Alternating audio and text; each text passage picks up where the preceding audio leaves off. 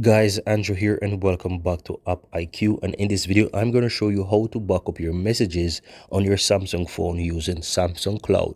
So click on settings, then scroll down to accounts and backup, tap on that, and from here you want to click on backup data under the Samsung Cloud, so tap on that.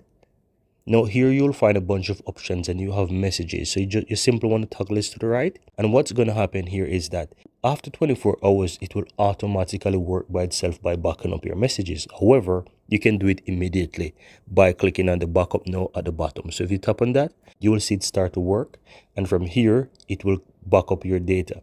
All you have to do now is just simply click on done, and that's all there is to it. Now after 24 hours it will back up again once you have this enabled.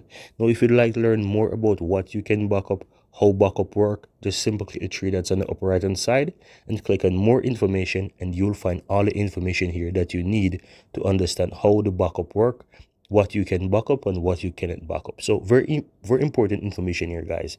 So if you find value in this video, go ahead and give this video a like. Let me know in the comments below, and on top of that, go ahead and hit that subscribe button if you're seeing the channel for the first time. Thank you guys for watching, and see you next time.